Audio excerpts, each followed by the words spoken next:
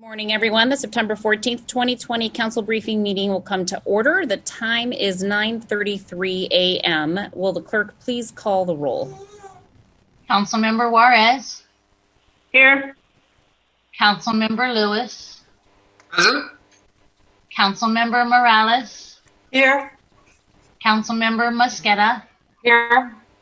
Councilmember Peterson. Here. Councilmember Sawant. Here. Councilmember Strauss. Present. Councilmember Herbold. Here. Council President Gonzalez. Here. 9 present. Thank you so much, Madam Clerk. If there is no objection, the minutes of September 8th, 2020 will be adopted. Hearing no objection, the minutes are adopted. President's report. I don't have anything to report from the President's report at this moment. I will save my comments regarding this afternoon for this afternoon's full council during my regular report. So we'll go ahead and move into the preview of today's City Council actions, council and regional committees. I'll call on council members as established by the rotated roll call for City Council meetings this week. That roll call order is Councilmember Juarez, followed by Lewis, Morales, Mosqueda, Peterson, Sawant, Strauss, Herbold, and then I will conclude this agenda discussion. We do have 2 executive sessions today, colleagues, so we can expect that we will go until at least noon today.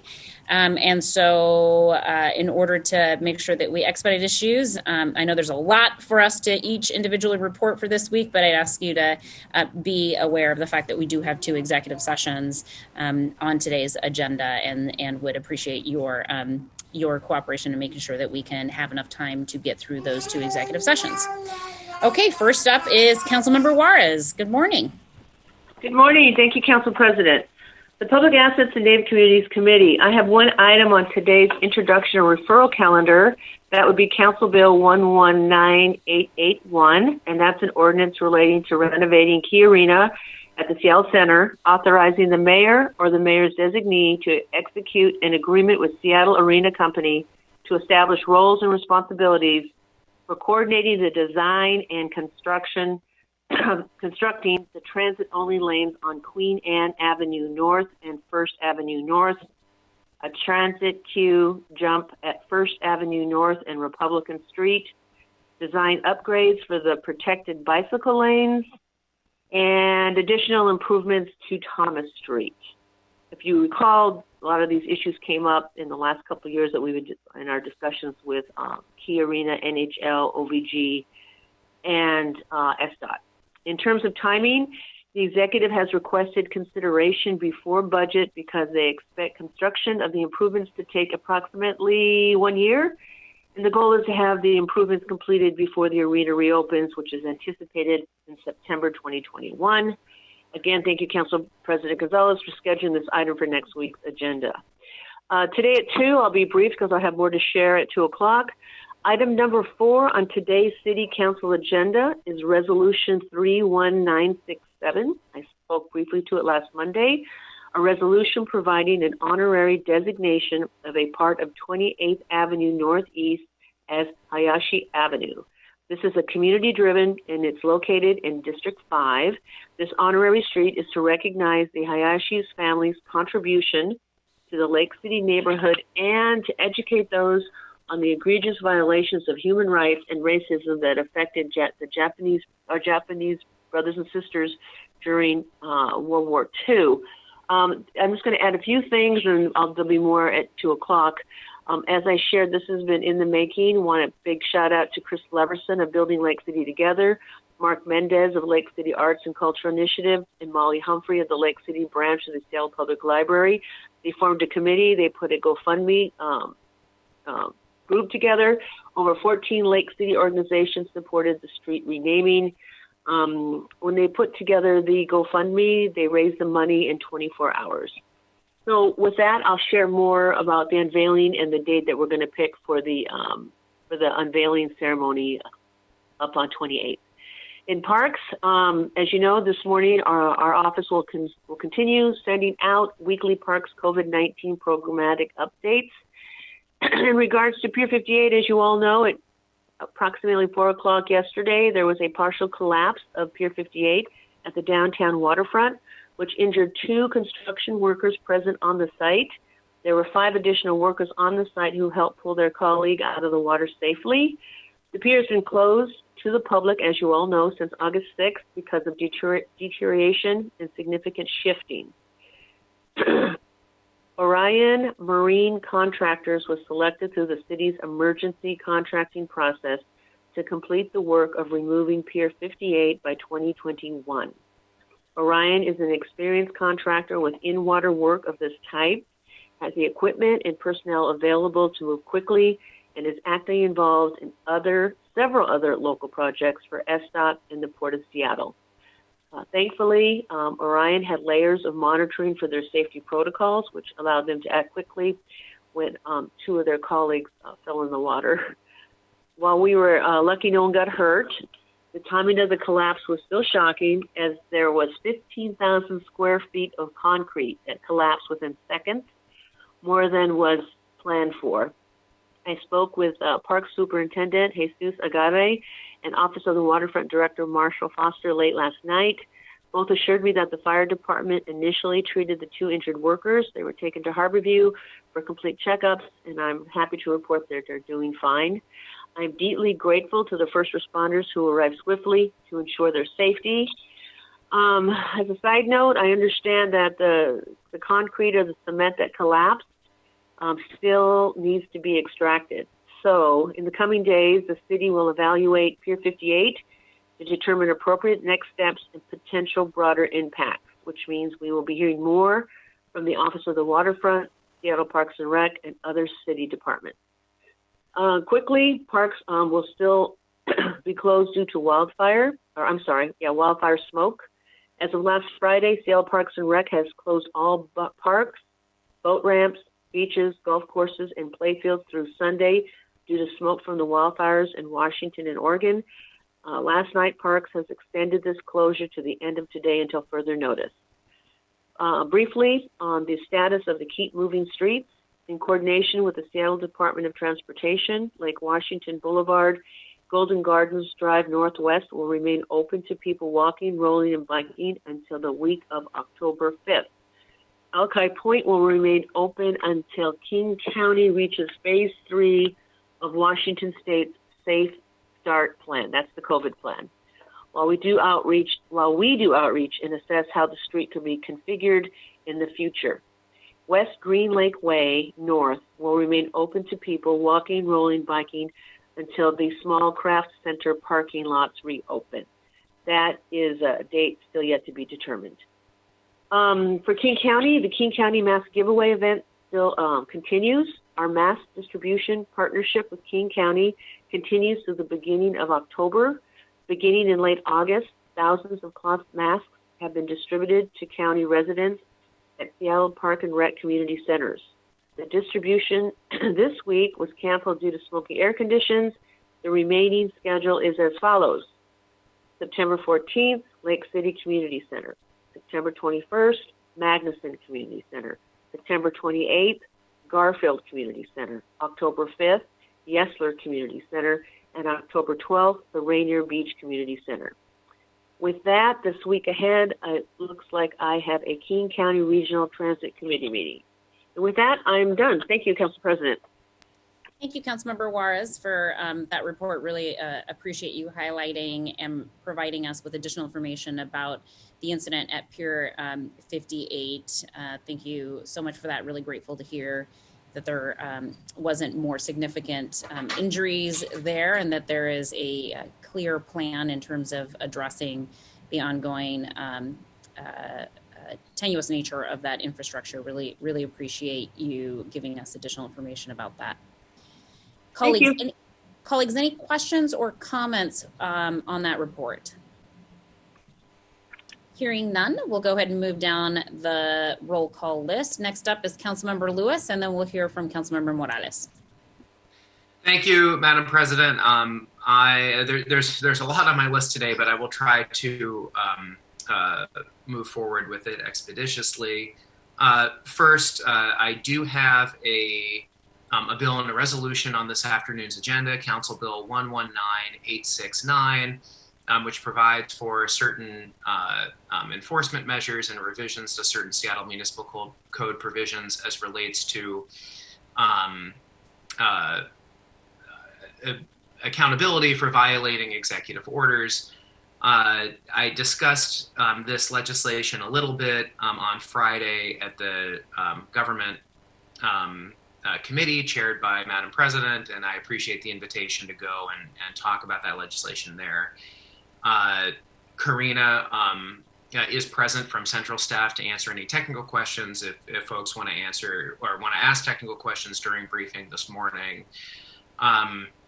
I would just say briefly, as I said at the committee on Friday, that this really came about because I did not see in the municipal code a lot of satisfactory ways to enforce these emergency provisions as it related to corporate actors in particular, considering that we've had lots of regulations through the restaurant caps and the premium pay and other things that address big multinational corporations, and that the only provision for enforcement of such orders in the municipal code currently is a sort of outdated and archaic criminal misdemeanor from the 70s, which presumably is not going to be a big deterrent to Grubhub or some other actors to potentially not violate some of these orders.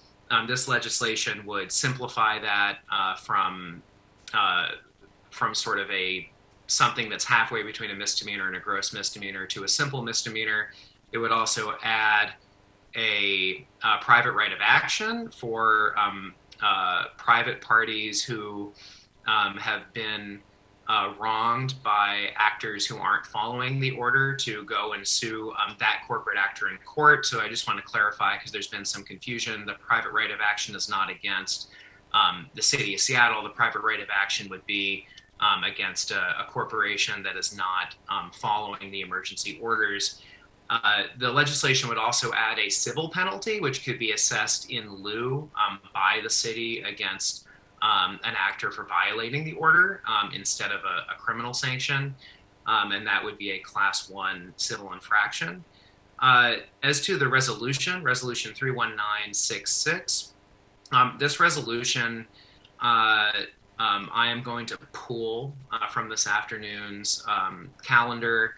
The mayor's office has said they're happy to promulgate a new order that is cognizant of the ordinance, and I think that might just be a cleaner way to do it anyway, and that'll happen sometime this week, and my office will be coordinating with them to make sure that gets out there, so the resolution is no longer necessary.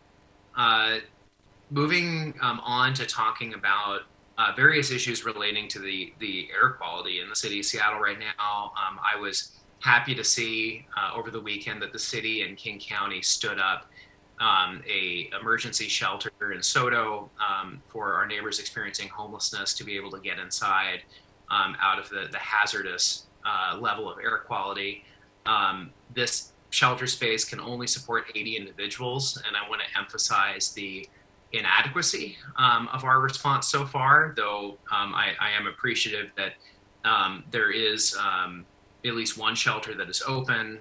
The Human Services Department has assured me that they are going to continue to monitor if folks are getting into that resource, taking advantage of it. I continue to urge the county and the city to seek and open and scale up more emergency shelter spaces. It is evident the smoke is going to be with us for a much longer period of time than just the weekend. It appears it's going to settle in for the week. One particular area of discussion has been some potential sites on the Seattle Center campus in District 7, and I'm extremely supportive of that. The city recently stood down some temporary de-intensification shelter spaces at Exposition Hall on the Seattle Center campus. I know that the Armory on Seattle Center campus has also been mentioned as a potential spot. I would continue to urge the executive and urge King County to take advantage of those resources as well as additional ones. This is extremely urgent, and we need to be moving on it. The Washington Air Quality Advisory, a tool that I was not aware of until this weekend, indicates that good air quality as a score on that tool is a score of 1 to 50. Very unhealthy is a score of 201 to 300. As of my talking in this briefing, the Washington Air Quality Advisory is above 300. It's at 309, which indicates a hazardous level of air in the city of Seattle. This is something that is going to be settling in, that we're going to have to deal with every summer from now on as a city. For the last couple of summers, we've had big fires. This is a particularly bad fire season, but there's no reason to believe that this will not unfortunately continue given the pace of global climate change. And we need to have a strategy the same way we have strategy for snow days, the same way we have strategy for other disasters. And I look forward to working with the executive to develop responses like that, given that this will be an ongoing hazard and something that we are going to need to continue to address. I want to thank Councilmember Juarez for her update on Pier 58, a public asset in District 7 that unfortunately resulted in a workplace accident where the pier fell into Elliott Bay, and I'm very grateful to know that there was no serious injury despite the trauma of the collapse.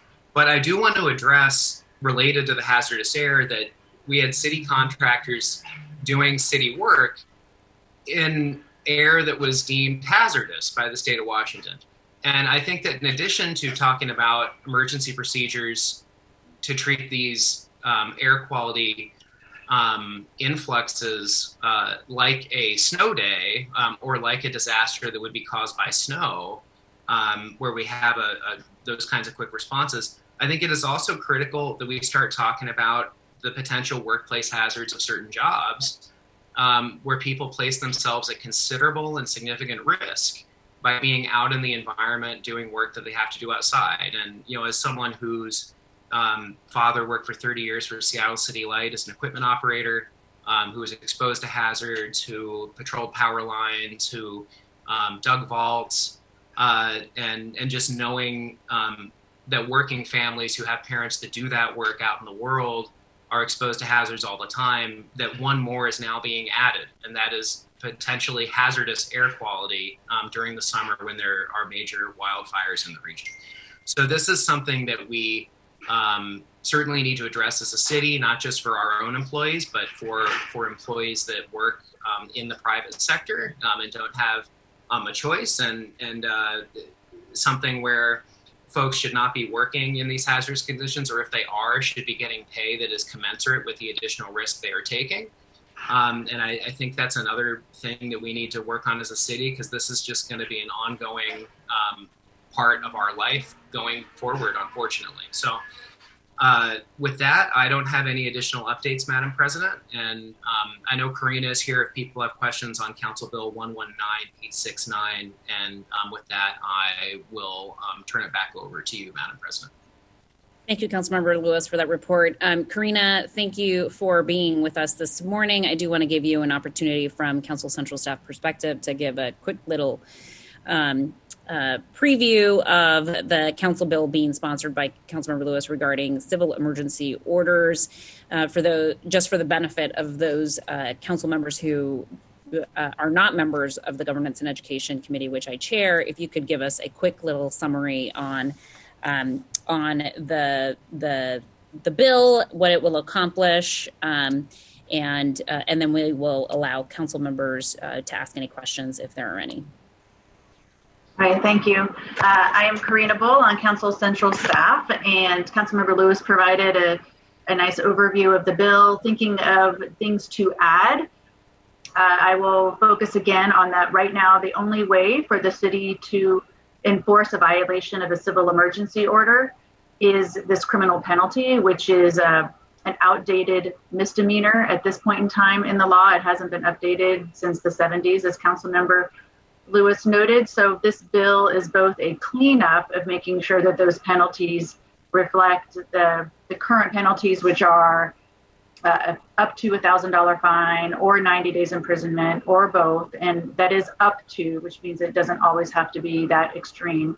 And it also provides members of the public with ways to address violations with civil remedies, and the city with an option for civil remedy as well. So that means that the members of the public can take violators to court if they are injured, and then the city can use the civil infraction method as a more accessible and efficient way to enforce an order. A quick note on this private right of action.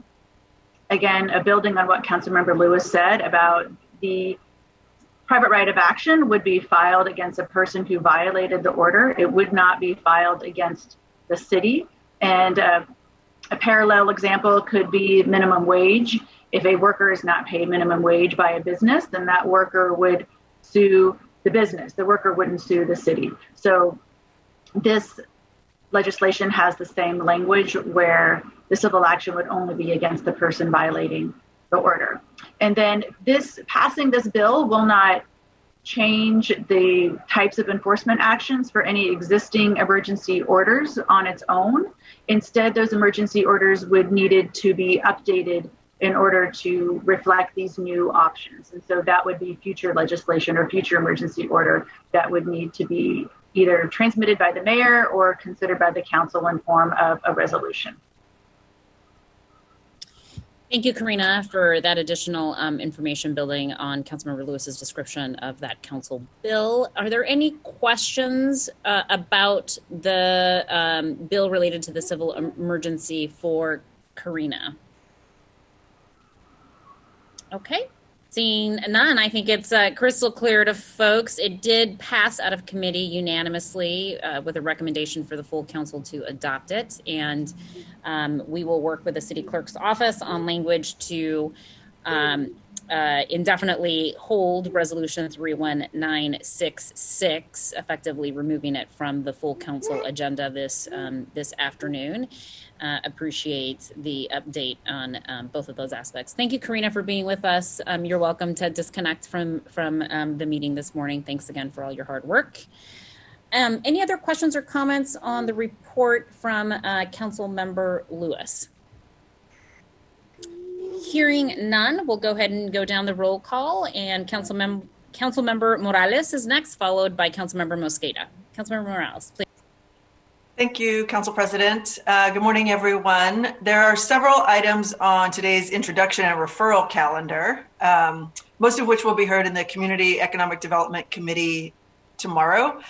We've got several commission appointments, as well as we'll be hearing from the Equitable Development Initiative Director and from community members about establishing a permanent Equitable Development Initiative Advisory Board.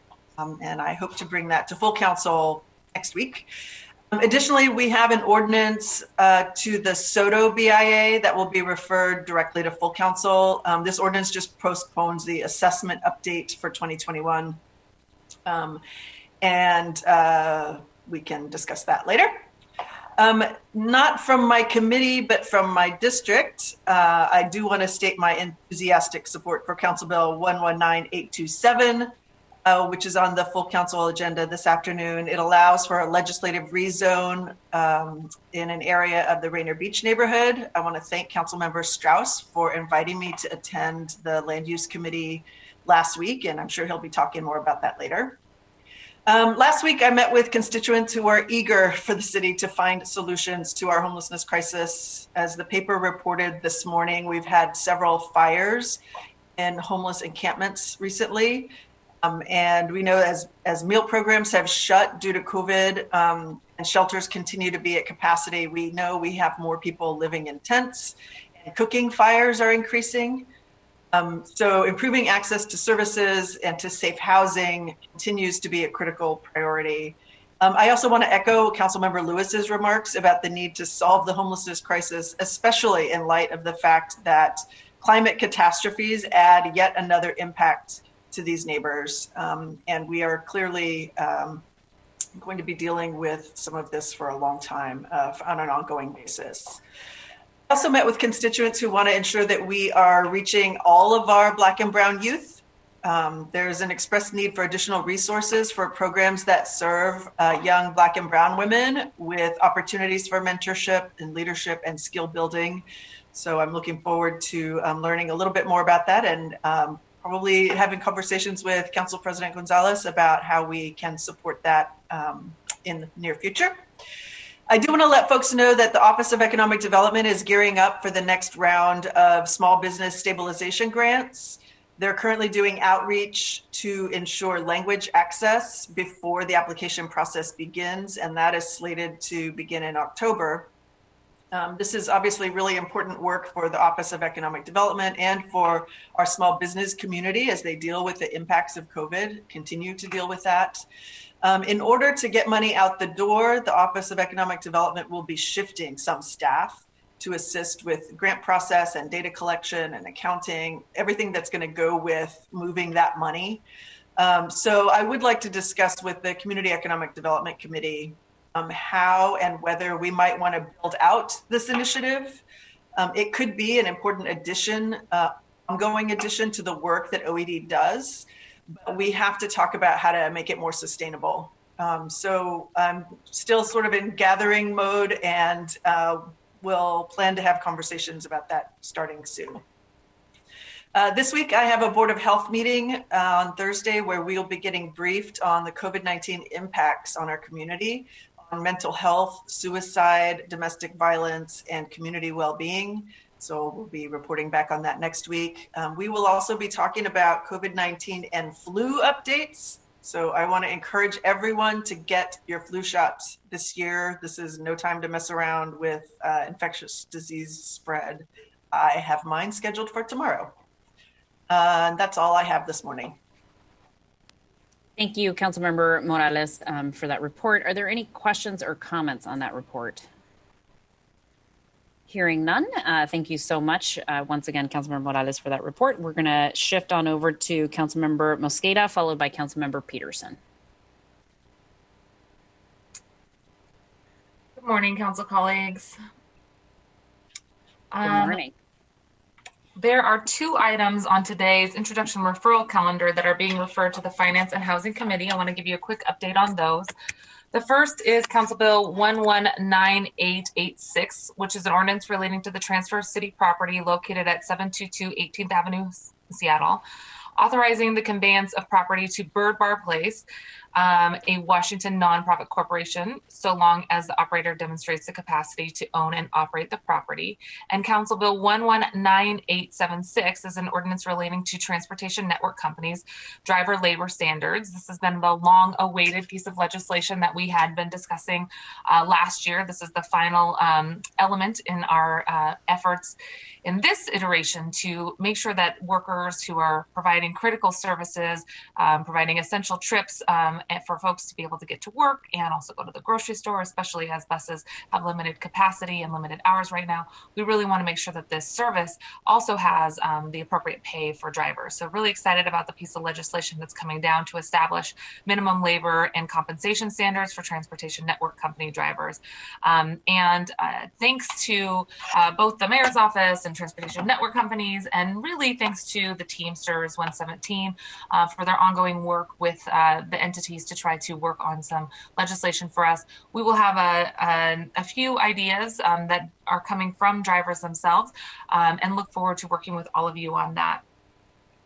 We will have both the ordinances at our Finance and Housing Committee, which is slated for September 15th at 9:30 a.m. That's tomorrow. And we will have a briefing and discussion on the Bird Bar transfer property, the first piece of legislation that I read to you. We will hear from Deputy Mayor Raghunathan and Director Sefa from the Office of Planning and Development, and Director Mantia from the Department of Neighborhoods, and from Bird Bar Place themselves, Andrea Kaplan, who will tell us about the land transfer process and the engagement. So if you have any questions about this property, please do join, let me know. And if you're interested in joining and not part of the committee, let me know that as well. We'll have the chance to hear from Lish from Central Staff as well. Folks probably know that this is a really exciting opportunity for us. This is an exciting opportunity for us to move forward, as community advocates have been asking for this land transfer for a very long time. They have been working for years to secure access to the Bird Bar site, as it has nurtured and invested in our community, and now they are just awaiting ownership to implement improvements and plan for the future.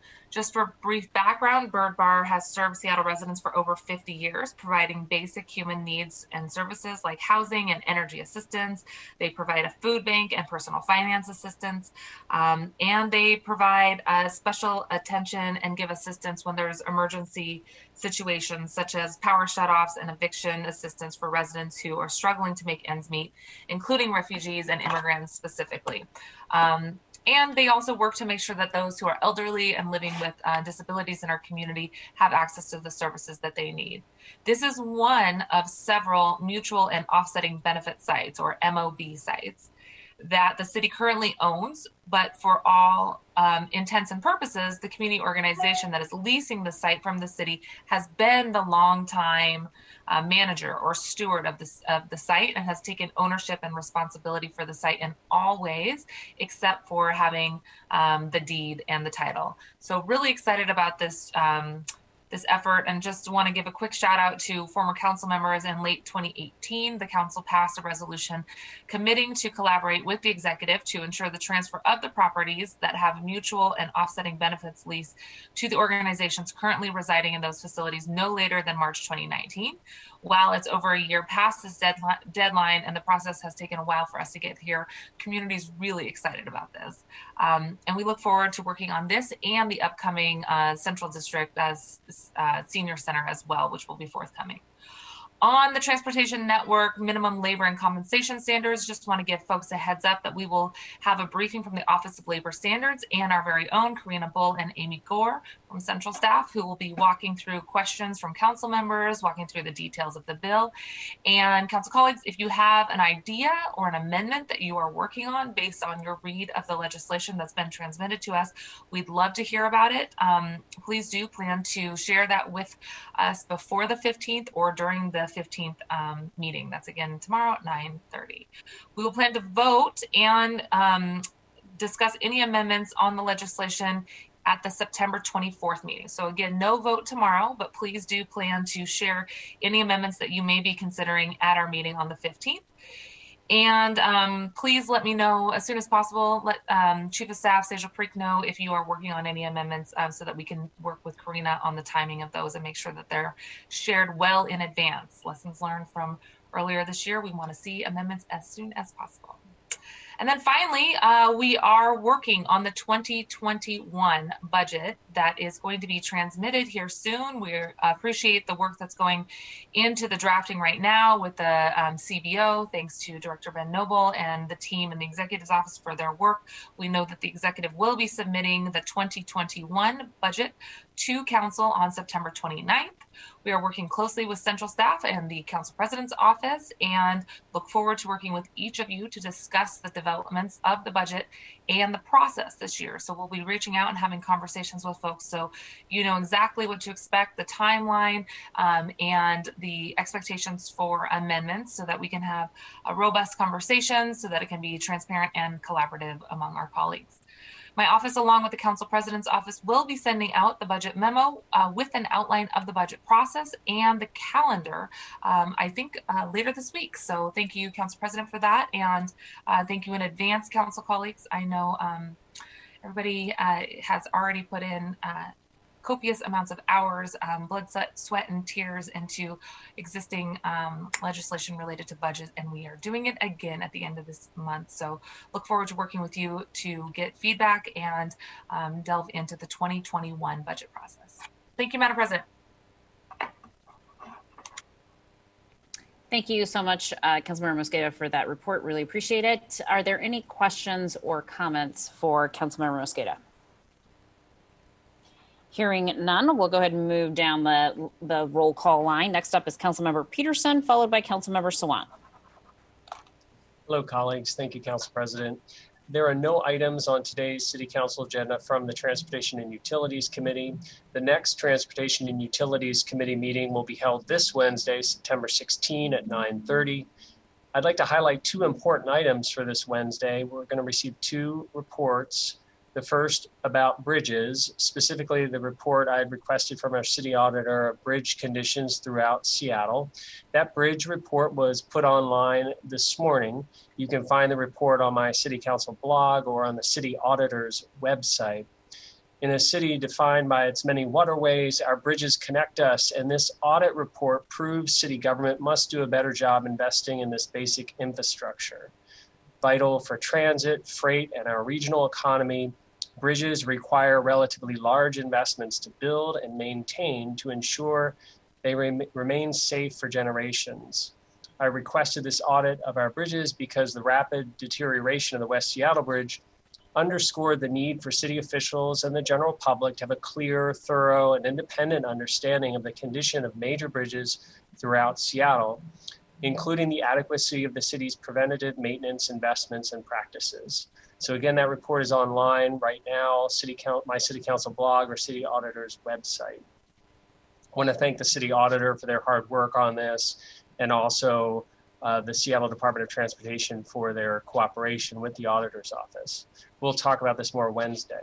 The second big report at our committee this Wednesday morning will be about Internet for All, specifically an initial gap analysis and action plan from Seattle's Information Technology Department about expanding internet access and adoption. Council President Gonzalez and Councilmember Juarez were co-sponsors of the resolution that requested this report on Internet for All. Due to the large volume of business that goes through this committee, Transportation Utilities, we are scheduling a special Transportation Utilities Committee for Friday, September 25, in addition to the one this Wednesday. September 25, it'll also be at 9:30 in the morning. We need to do this to get through all the business of our committee prior to the fall budget season. And as our city is still engulfed by the wildfire smoke, I'd really like to thank the members of the Governance Committee chaired by Council President Gonzalez for unanimously recommending Resolution 31933, which will have our city government view future legislation through the lens of climate change. That resolution will come to the full council next Monday, September 21st. Thank you. Thank you so much, Councilmember Peterson, for that report. Are there any questions or comments on that report? Actually, Council President, I just have one comment for Councilmember Peterson. It's Councilmember Juarez here. Please, Councilmember Juarez. I'll be brief. Councilmember Peterson, I just want to make sure that I know you're looking at September 25th. I'm hoping that you and I can coordinate our schedules because we're also looking at September 25th with SDOT for the Hayashi ceremony up here on Lake City. So if our offices can coordinate on that date, that'd be great. I'd hate for you to miss that ceremony or any of our colleagues, but I also know I need to be in your committee for the Internet for All. Thank you. Well, the good news is the Internet for All will be September 16th. Is that? I'll ask if you, Councilmember Peterson and Councilmember Juarez, can connect offline to sort of coordinate the logistical concerns that she is expressing. And that would be appreciated if you all could connect offline and have a conversation about sort of how to coordinate that. Appreciate the flag, Councilmember Juarez. Okay, hearing no other comments, we're going to go ahead and continue on the roll call. Next up is Councilmember Sawant, followed by Councilmember Strauss. Councilmember Sawant, please. Good morning. Good morning, everybody. Thank you, President Gonzalez. There are no items on today's City Council agenda from the Sustainability and Renters' Rights Committee. The next scheduled meeting of the committee is for next week, Tuesday, September 22nd, 2020. I wanted to congratulate the community members who for years have advocated for the Bird Bar Place and the Central Area Senior Center to be retained fully in public hands for public use. And they have provided incredible services for the community there, especially for seniors in the Central District. Over 100 of the community members, along with Africa Town, attended an important committee meeting that my office had held last year in response to the mayor's office stalling progress on the community's demands. And I'm glad that they are making progress. And I wanted to thank also Andrea Copain and Diane Ferguson for their leadership.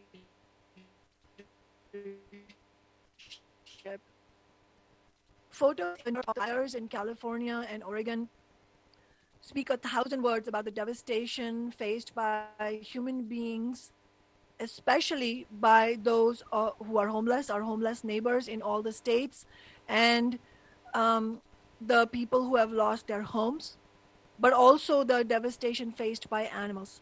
This has been one of the most dramatic manifestations of climate catastrophe through repeated years of drought, high temperatures, and strong winds. Thank you to all the firefighters and all the other public sector workers and the thousands who volunteered and are still volunteering and are still working to keep the fires in check. Also wanted to thank all the workers who in the 3 states of Washington, Oregon, and California who have continually worked through the bad air conditions, including delivery workers, construction workers, and postal workers. One of my close friends and fellow activists in Seattle said to me last weekend that "I can't breathe" has become a tragic metaphor for 2020 for at least this part of the world when you consider police violence against people of color, poor and working class people, and those facing mental health issues, in combination with COVID and the smoke and fire that we are facing in these 3 states. It might be tempting for many of us to think that if things get bad enough, that finally corporations and the billionaires and their spokespeople will do something about it, will actually begin to make a shift, a real shift globally away from fossil fuel use towards safe and renewable energy. But we have seen, through this current crisis and through the past crises that the global society has faced, that such a thing will not happen because the system of capitalism itself creates a distorted system of incentives that prevents these entities who own the vast majority of resources from actually making a transition towards a safe and sustainable planet, and that we cannot simply wait for them. It will need mass movements on the streets and in the workplaces. And in fact, these movements against climate catastrophe will have to be led in part by workers in the fossil fuel sector themselves and the unions that represent them. And ultimately, the fight will have to be for a democratic public ownership of this industry by workers, so that all of us together as human beings, as working people, as the working class, can make a rational and sane decision to transition towards a planet that is actually sustainable and livable for the human society and for all species. And I just wanted to express solidarity with everybody who is facing just an absolutely heartbreaking crisis in all the 3 states. Thank you. Thank you, Councilmember Sawant, for those comments and that report. Are there any questions or comments on that report? Hearing none, we'll go ahead and hear from Councilmember Strauss now, followed by Councilmember Herbold. Good morning, Councilmember Strauss. Good morning, Council President. Good morning, colleagues. There are 7 items from the Land Use and Neighborhoods Committee on the introduction and referral calendar. There are 3 appointments to the Urban Forestry Commission, 2 appointments to the International Special Review District Board, an appointment to the Pike Place Market Historical Commission, and CB 119889, a landmark designating ordinance for the Via Camini building in the University District.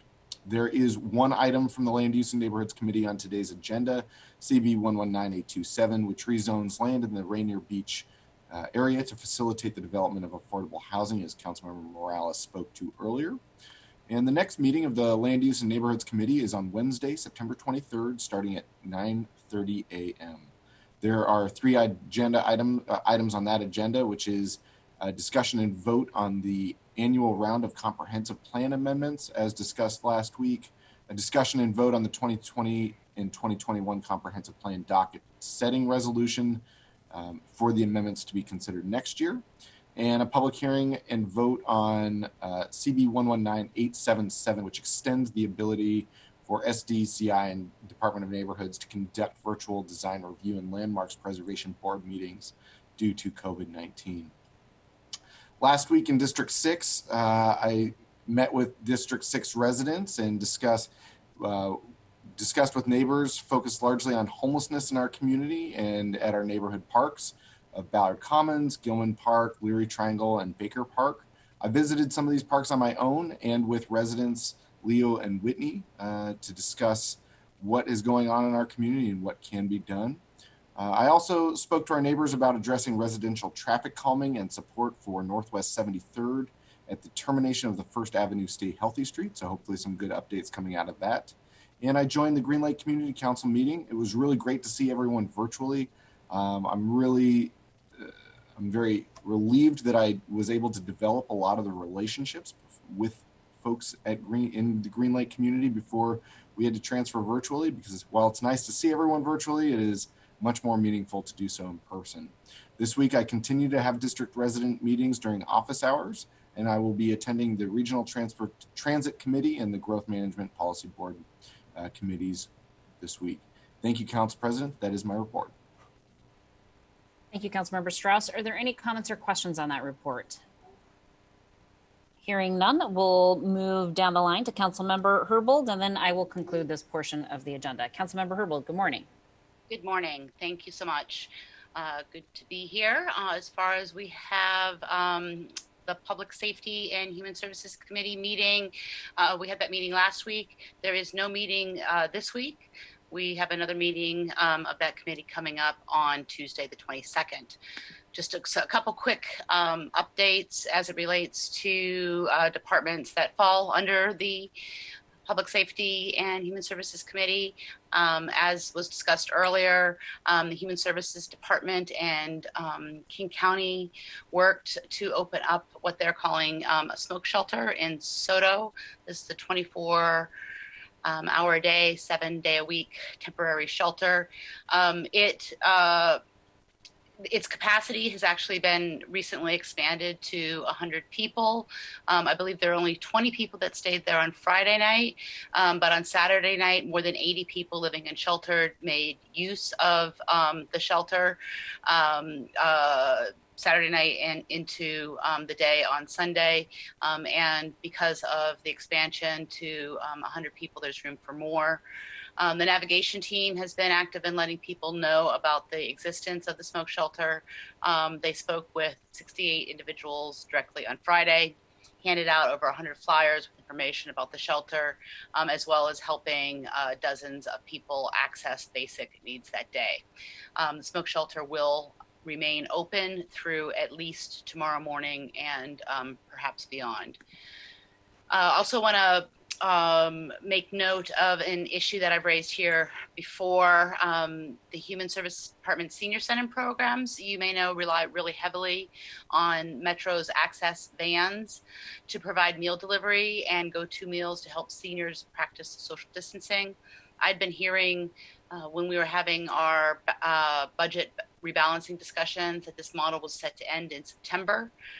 Metro announced the good news recently that they are continuing to use the access vans for food delivery until at least the end of this year to support this modified program model in response to COVID-19. So I thank King County Metro for making that good decision on behalf of seniors in our community who rely on the delivery of healthy foods.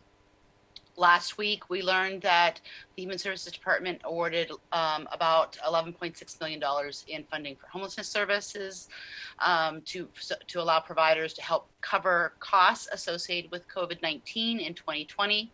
Awards were made resulting from a recent RFP process intended to cover unanticipated COVID-19 expenses, as well as to support program modifications for health and social distancing compliance in shelters, day centers, hygiene centers, and permanent supportive housing.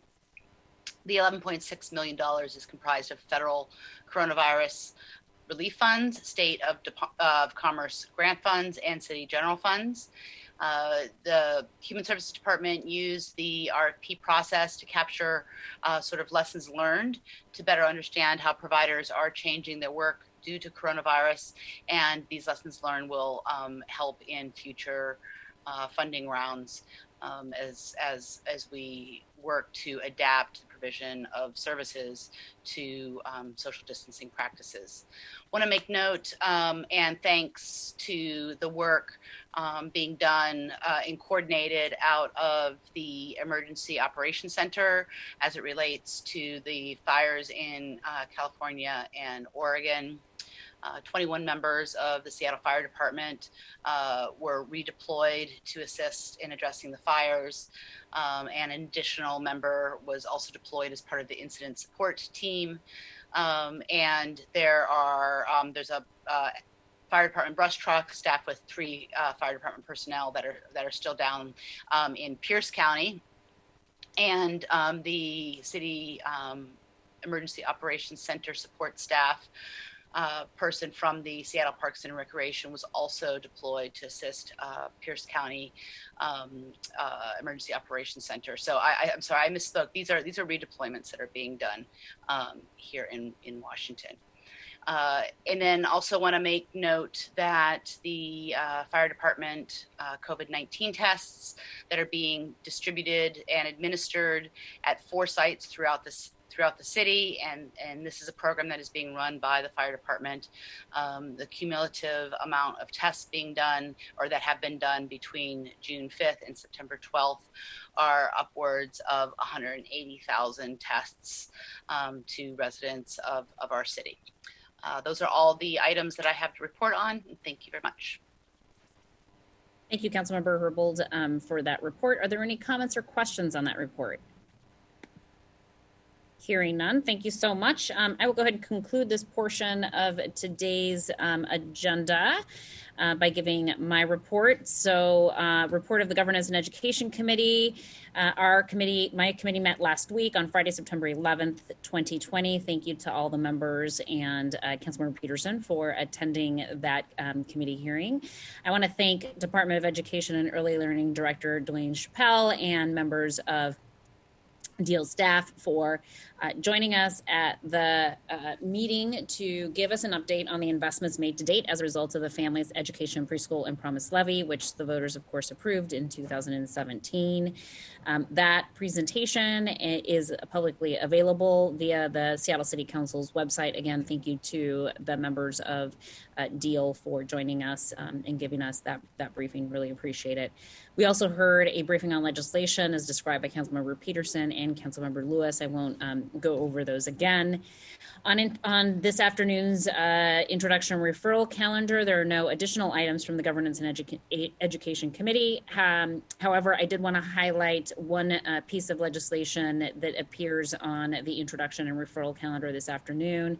You will note in your review of the introduction and referral calendar that there is a proposed ordinance to grant the City Attorney's Office the authority to provide legal counsel to Councilmember Shama Sawant in a case regarding a recall petition that has been filed. This appears on the introduction referral calendar as item number 6 or Council Bill 119891.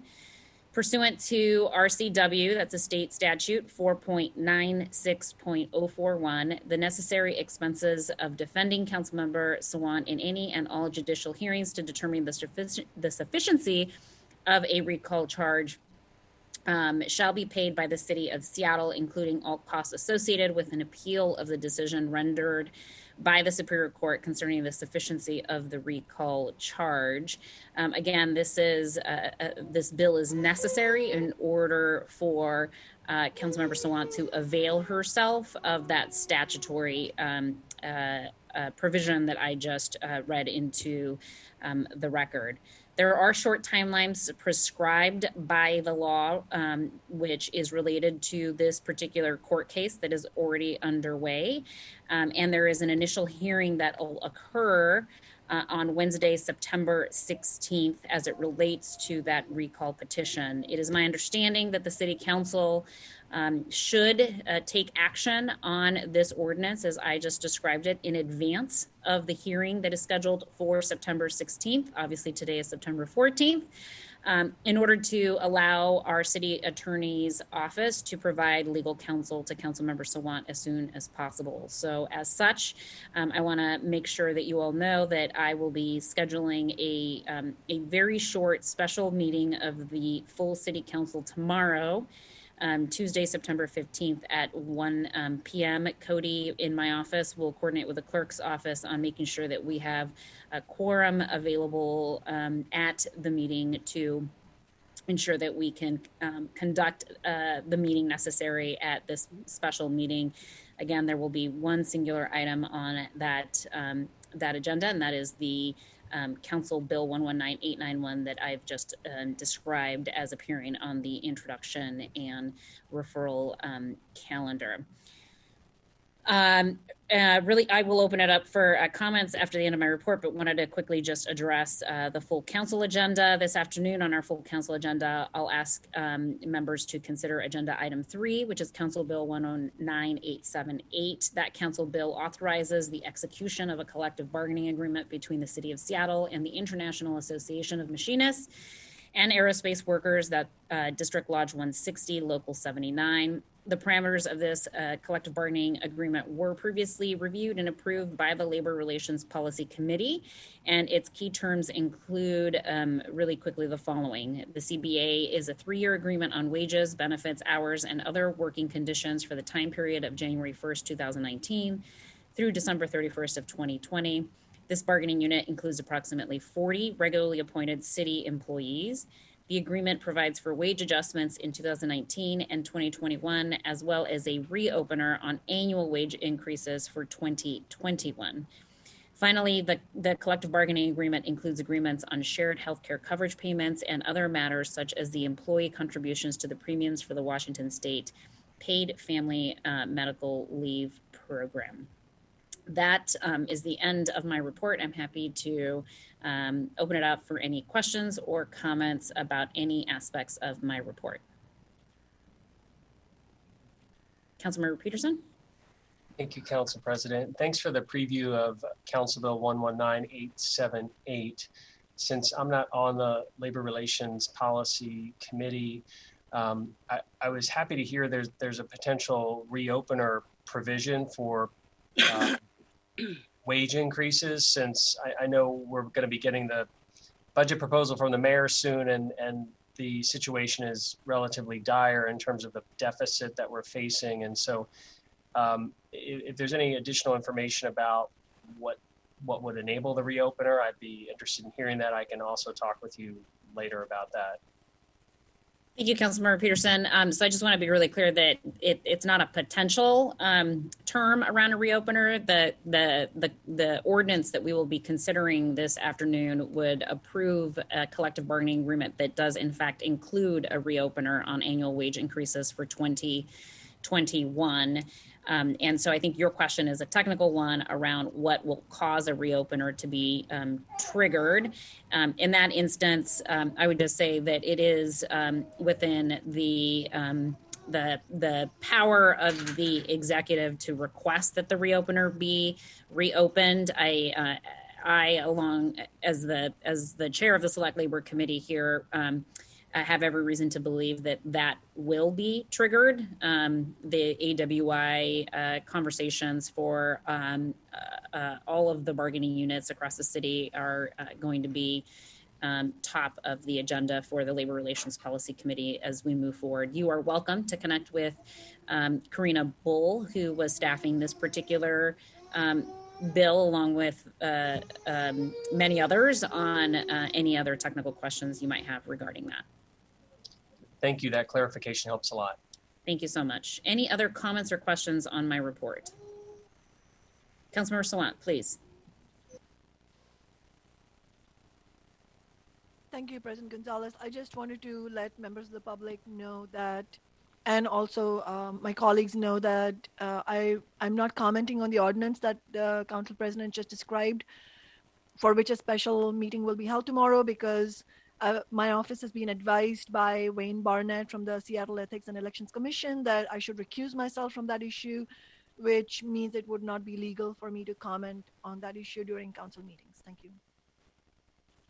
Thank you, Councilmember Salant, for making that clear on the record. And given the need for Councilmember Salant to recuse herself, she will be excused from attending the special full council meeting tomorrow. And I will coordinate with her how that excuse could be reflected.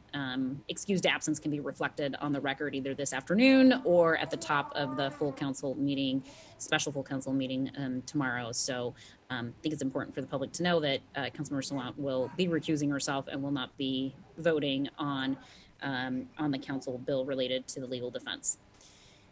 Any other questions or comments for the good of the order before we shift into executive session? All right, hearing none, we're going to go ahead and shift into executive session at this point. Give me just a minute because I seem to have lost my script here. Here we go. Sorry about that, folks. Okay, as presiding officer, I am announcing that the Seattle City Council will now convene an executive session. There will be 2 executive sessions. The purpose of executive sessions are to discuss pending, potential, or actual litigation. The council's executive sessions are an opportunity for the council to discuss confidential legal matters with city attorneys as authorized by law. A legal monitor from the city attorney's office is always present to ensure the council reserves questions of policy for open sessions. I expect the executive sessions to end by no later than 12 o'clock p.m. today. If the executive sessions extend beyond noon, 12 p.m. today, I will announce the extension and the expected duration in open session.